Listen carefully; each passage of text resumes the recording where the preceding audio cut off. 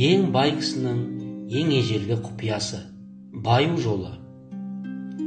Ежелгі Бабылда Арқат деген асқан бай кісі болыпты. Оның байлығы туралы сыбыс барлық жерде аңызға бергісіз әңгімеге айналыпты.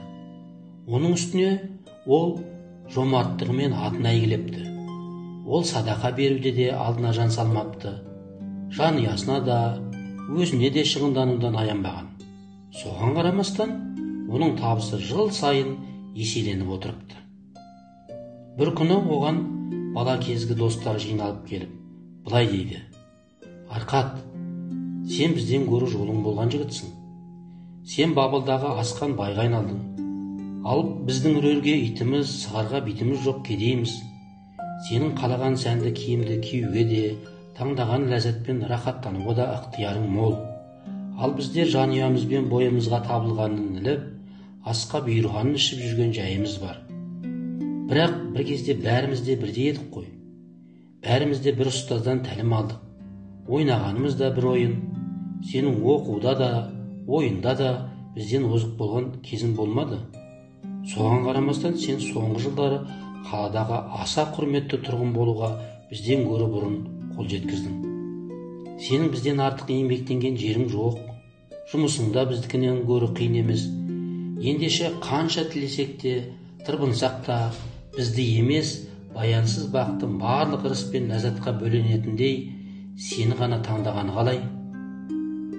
Алайда Арқат оларға мына сөздермен қарсы шығыпты: Егер де сендер бәріміздің өспірім шағымыздан кейінгі ғұмырларыңда тек қана бейшара тірлікке сәйкес табыс тапсаңдар, онда сендер байлық пен бақты қондыратын заңды білмегендерің болмаса, оны ұстанбағандарың. Бақ дегеніміз аса қатал да, ешкімге де ғұмыр бойы тұрақтамайтын ырыс. Керісінше, ол еңбек сіңірмей алтынмен апталған кез келген адамды күйретеді. Ол қалталылардың талайын керексіз шығынға жолықтырып, көп ұзамай олардың таусылмайтын сұранысы мен қажетін өтеусіз қалдырады. Ал кейбіреулері жұққан байлығын соншама тықпалап, шығынға барынша сараң болып, жұмсалғанның орнын толтырумен күндерін өткізеді. Мұның үстіне олар өмірлерін тонаушылардан қорқумен өткізіп, қонған бақ пен ырыстың рақатын көруден қалады. Еңбек етпей тапқан алтынды ғұмырының соңына дейін еселеп, бақыт пен рақатқа бөгіп өтетіндер де бар. Бірақ ондайлар мейлінше аз.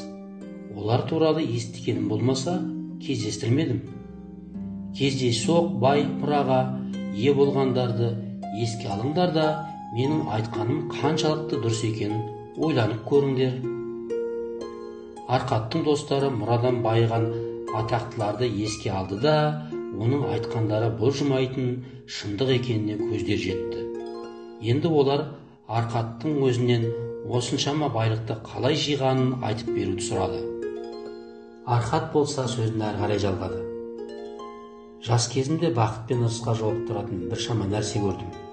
Бірақ оларға ие болуға тек қана байлық жәрдемдесетінін ұқтым. Байлық енапат күш. Оның көмегімен көптеген нәрсені болдыру ықтимал. Үйіңді ең әдемі жиһазбен сәндеуге болады. Теңізде жүзіп, талай жерді аралау да соның арқасында мүмкін. Ондайда қияндағы елдің таңсығынан да рақат табасың. Зергерлерден таңдап жүріп ең керемет әшекейде сатып аласың.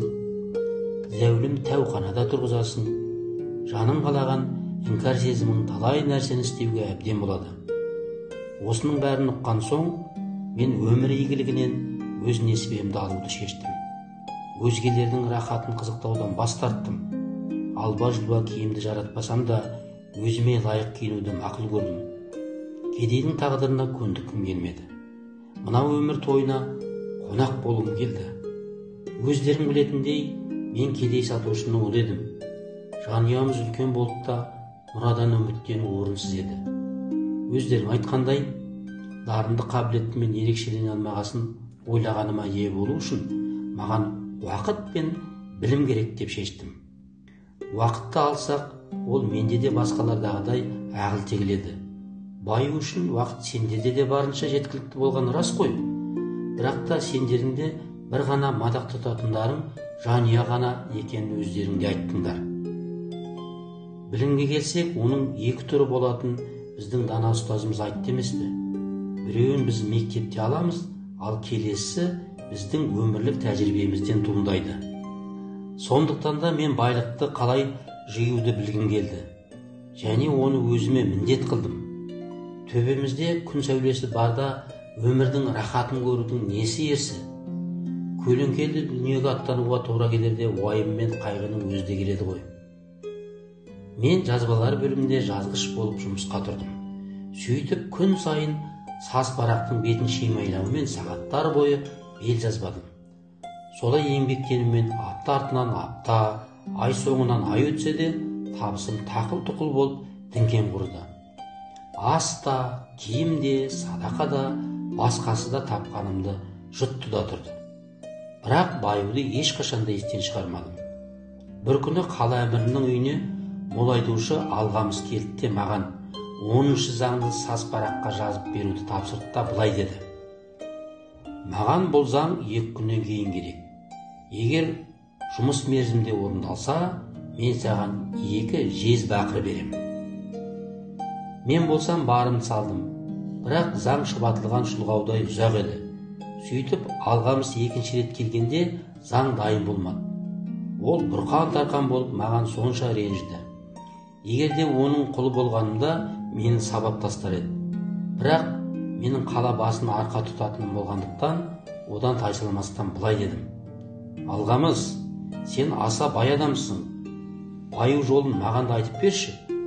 Мен түні бойы бел жазбастан заңды саз параққа түсіріп берейін.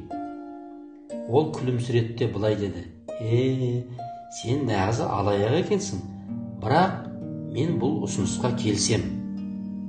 Түні бойы мен бүкірейген күйі жұқалтақ кірпішшелерге заң жазумен болдым. Білте шамның иісінен басым қақырайтындай ауырды.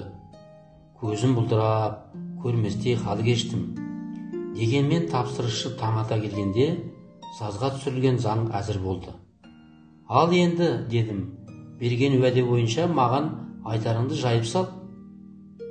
Сен мәміле бойынша өз шартыңды орындадың, ұлым, деді ол жұмсақ дауыспен. Мен де өз уәдемде тұрайын. Мен саған керек жайтты баяндайын. Онсыз да қартайдым. Қарт адам шешенсуді ұнатады. Ал ақылдасуға келген жастар бойларына даналықты сіңіреді.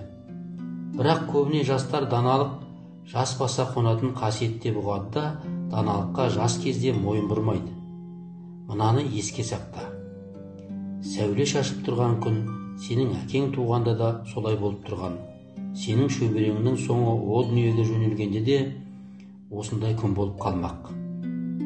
Жастардың ойы, деді ол, аспанды тіліп аққан құйрықты жұлдыз жарығы секілді, ал қарияның даналығы мәңгі өшпейтін жұлдыздар жарығындай. Теңізде жүзгендер оларға қарап бағдарын түзейді. Менің сөздерімді есте сақта. Әйтпесе өзіңнің түнгі жұмысың бекерге атқарылғандай өкінетін боласың. Ол маған жүндес қабағының астынан жанарын тіктеп қарады да, қоңыр дауыспен былай деді: мен байлыққа барар жолға тапқан ақшамның бір бөлігі өзіме тиесілі болғанда ғана түстім. Ол сенің қолыңнан да келеді. Ол көкірек тесердей көзқарасын қадай түсті де, одан әрі үндей қоймады. Болғаны осы ма, дедім мен. Тапқан ақшамның бәрі де онсыз да менікі емес пе? Тіпті де олай емес, айналайын, деп қарсыласты Алғамыс. Тігіншіге төлемейсің бе? Ал етікшіге шапата тіккен үшін ше?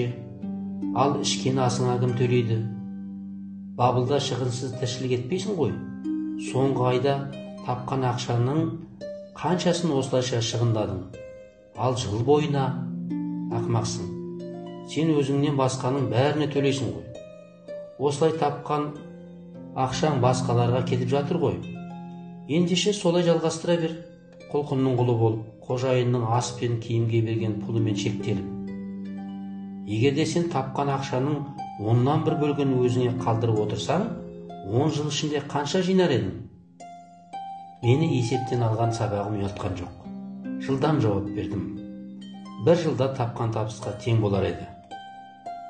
Бұл дұрыс жауаптың бір бөлігі ғана деп ол қарсылығын тағы білдірді.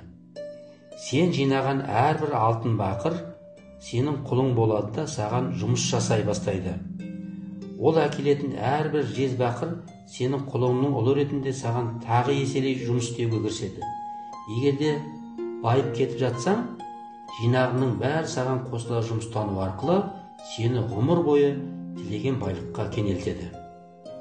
Сен мені түнгі жұмысың үшін алдадым деп есептейсің бе?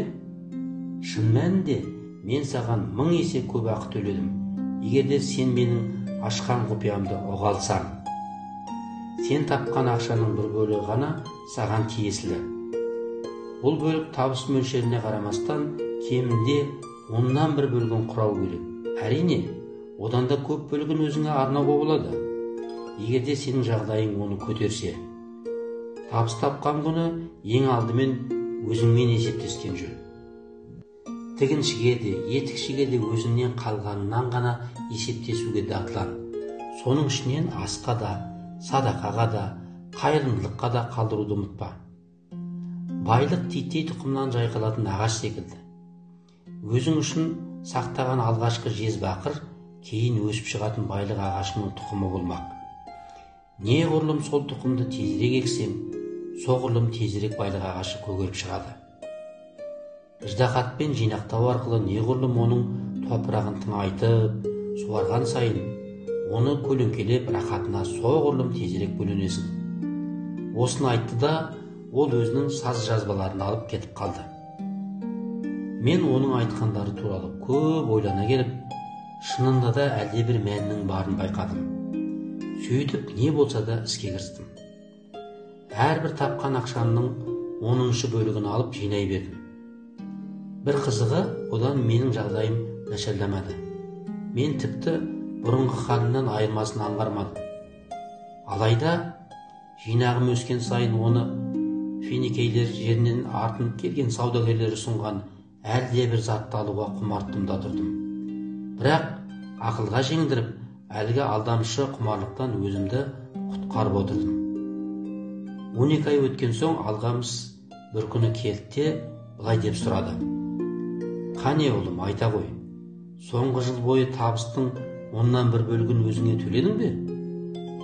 Иә, ұстаз, деп маңғаздана жауап бердім.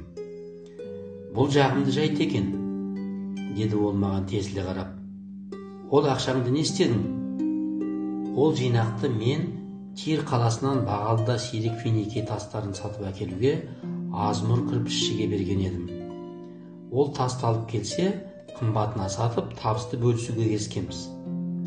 Ақымақ, саған әлде ақылды бола түсу керек екен, деп күбірледі ол.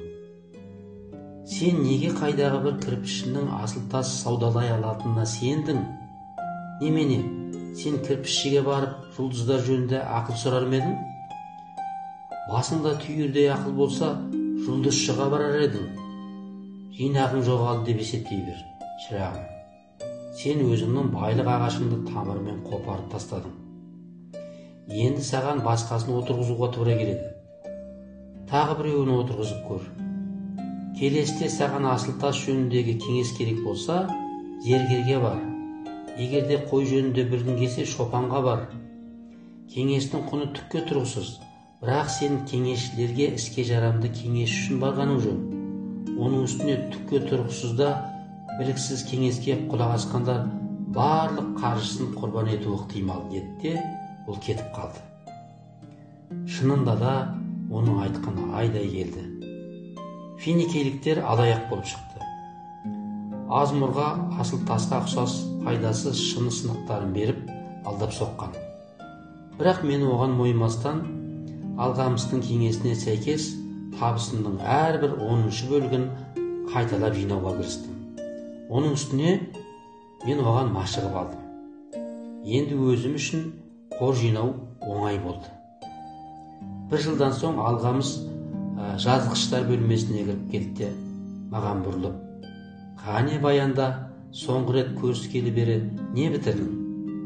«Мен өзіме ұқыпты түрде төлеп келдім», дедім. Сосын жинағымды қалқан жасаушы Аққар шеберге қола сатып алуға қостым. Ол маған 4 ай сайын үлесімді төлеп келеді. Онысы жақсы екен. Ал сен түскен үлесіңді не істеп жатырсың? Мен дастарханға бал мен нәзік шарап қойып, бұрышты тандыр шашып үлкен той жасадым. Өзіме сәнді шапан сатып алдым. Енді келесі жолы есек алып мінуді жоспарлап жүрмін. Алғамыс рахаттана күліп алды да: сен өз жинағыңның балаларын қырып салған екенсің. Енді олар саған қалай жұмыс істейді? Және саған қызмет ететін олардың балалары қалай туылмақ? Ең әуелі өзіңе қызмет ететін алтын құлдардан әскер жасақтау қажет. Сосын барып алаңдамастан өзіңе той думан жаса, деді де тағы да кетіп қалды. Содан кейін оны мен 2 жыл бойы көрмедім. Бір күн тағы кезіктірдім. Жүзін терең әжім басыпты. Жанары жасаурай береді. Нағыз қартқа айналып жарықтық. Арқатжан, армандаған байлыққа қол жеткіздің бе, деп сұрады ол. Жеткенім әлі де жеткіліксіз. Бірақ та жинағаным біршама. Ол қор маған күн өткен сайын ақшамды еселеуде. Ал сен әлі күнге кірпішінің кеңесіне тәуелдісің бе? Ол маған кірпіш басу жөнінде ғана жақсы кеңес береді, дедім. Арқат, сен өзіңе керек сабақты жақсы меңгеріпсің, деп жалғады сөзін ол. Сен әуелі жалақыңнан аз ақшаға тірлік еттің, сосын кеңесті тек қана біліктіден алуды үйрендің. Ақырында өзіңе тиесілі алтынды өзіңе жұмыс етуді меңгеріпсің. Сен ақша жинауды, оны сақтауды әрі оны жұмыстауды игердің. Енді сен үлкен іске әзірсің. Мен болсам қартайдым. Ұлдарым болса, дайын ақшаны жұмсауға ғана құмар. Мол айтуды ойлар емес. Өзімнен кейін не боларын ойласам шошынамын. Сен Нипурға бармайсың ба? Менің жерімді қадағалауға. Мен саған үлесімді табыстай да, мұрадай да беремін.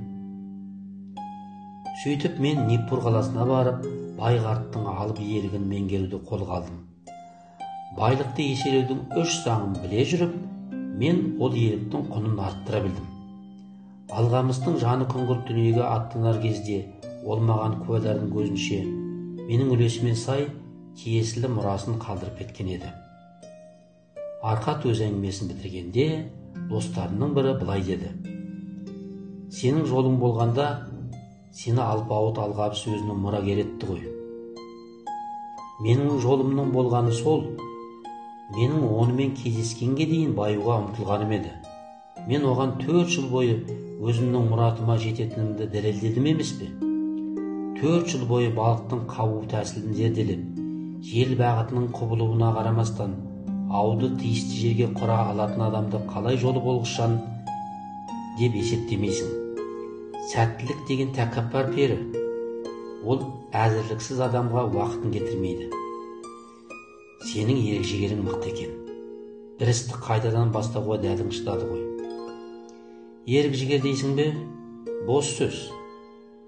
Түйеде көтере алмас жүкті көтеруге болмаса, өгіз тарта алмас арбалы жүкті тартуға ерік адамға қуат бере ме? Ерік күші дегеніміз бар болғаны айдаушы ғана. Менің алдыма қойған міндетті орындауға итермелер қамшы. Алдыма түкке тұрғысыз мақсат қойсам да, оған мен қалай да жетем. Әйтпесе мен мұндай байсалды істерге өзімді салмас едім. Егер мен өзіме 100 күн бойы қалаға кірерде көпір бойымен жолдағы тастарды өзенге лақтыру керек деп уәде етсем де, оған ойланбастан кірісер едім. Егерде 7-ші күні тас лақтыруды ұмытып кетсем, өзіме ертең бірден 2-ін лақтыруым керек деудің орнына кейін бұрылып барып, әрбір тастар едім. Ал 20-ші күні өзіме өзім: Арқат, жетер пайдасыз іс қой. Күн сайын тасты шиырғанда не бітеді? Одан да бірден жинап алып лақтырда тынсайшы демес дедім. Олайша таста лақтырмас едім. Егер мен алдыма міндет қойсам, оны орындамай қоймаймын. Сол себепті де алдыма күрделі орындалмайтын мақсат қоймаймын. Екінші досы тұрды да былай деді: сенің айтқаның рас болса, және ол сондай жеңіл болса, неге айналаңда кедейлер толып жүр? Адамдар еңбегін салса ғана байлық көгере түседі, деді оған Арқат. Егер бай өзіне жаңа сарай салса, оған жаратылған алтын жойылып кете ме? Жоқ, өз үлесін кірпішші де, қалаушы да, суретші де алар еді. Құрылысқа еңбек қосқан әр адамның өз үлесі бар. Ал сарай дайын болғанда оның құны салынған қаржыдан кем бола ма? Ал сарай тұрғызылған жер мен оның маңы баға жағынан қымбаттамай ма? Байлық әлде бір сиқырлы жолдармен еселене түседі. Ол жолдар ешкімге де мәлім бола бермейді. Финикийліктер өздерінің ірі қалаларын кемелерімен тасыған байлықтың арқасында бетпақ-далаға салып алған жоқ па? Ал енді біздің де байуымызға керек кеңесті сен қалай берер едің, деп сұрады үшінші дос. Жылдар болса жылжып өтуде, ал біз қартая түспекпіз. Күтуге уақыт жоқ. Алғамыстың даналығын пайдаланыңдар, әрі өздеріңе былай серт берген жөн. Мен тапқан табыстың бір бөлігі өзіме тиесілі. Сосын табыстарымның бір бөлігін жинай беріңдер. Ол табыстың кемінде 10-нан 1 бөлігі болғаны мақұл. Бұл үшін барлық шығынды төлеген дұрыс. Бірақ алдымен өз үлестеріңді бөліп алыңдар. Көп ұзамай оның соншалықты жанға жайлы әрекет екеніне көздерің жетеді. Қолдарыңда өз мүдделеріңе ғана жарататын қаржы қорланады. Қаржы молайған сайын сезімдерің семіре түседі. Өмірлеріңнің мән артады. Сендер барған сайын көбірек қаржы табуға мүдделі боласыңдар. Сол кезде өздеріңнің үлестерінде молаяды. Содан соң қорланған қаржының өздеріңе жұмыс істеуіне әрекет керек. Жинақты өздеріңе құл ете білу керек. Олар балалайтын болсын. Ал ақша балаларда балалауға кірісу керек. Сөйтіп олардың барлығы жиылып, қожайын игілігіне қызмет етуі тиіс. Өз келешектеріңді қамтыңдар. Қарияларға назар аударып, уақыт келгенде сендер де солай болатындарыңды ескеріңдер. Сондықтан ақшаны іске абайлап салыңдар. Ол құнсызданып не жойылып кететіндей болмасын. Ақшаны қарызға беру, теңіз кешкен аңғал сапаршыны жартасқа соқтыратындай алдамшы жайт. Әрине, о дүниеге де алаңсыз түрде артта қалған әулетіңіз кедейлікке ұшырамауын қамти аттанған жөн ғой. Ол үшін ылғида аздаған соманы жиып отыру керек. Ылғида білікті сарапшылармен кеңескен жөн. Кеңесті күнделікті ақшамен жұмыс істеп жүрген кісілерден алу керек. Олар сендерді бір кезде кірпішші Азмұрға ақшамды сен тапсырған менің басымнан кешкен қателікке ұрынудан сақтасын. Ақшаны тәуекелге тастағаннан гөрі сенімді адамға шамалы пайызбен аманатқа тапсырған дұрыс. Тірі кезде өмірдің қызығына қуанған ләзім. Ақшаны қопыратып көп жинауға ұмтылмаңдар. Табыстың 10-нан 1 бөлігін сақтау жеңіл болса, соған қанағаттанған мақұл. Табысқа сай тірлік кешіп, ақша жұмсаудан тартынбаған абзал. Қызыққа толы кезде өмір сондай жанға жайлы. Арқаттың достары оған алғыстарын жаудырды да тарасты. Кейбіреулер томаға тұйық қалды.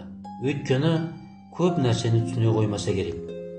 Бір қатары сонша бай адамның өз құпиясымен бөлісе қоюына күдік келтіргендіктен сене қоймады. Дегенмен кейбіреулерінің көздерінде ұшқын шаша бастады.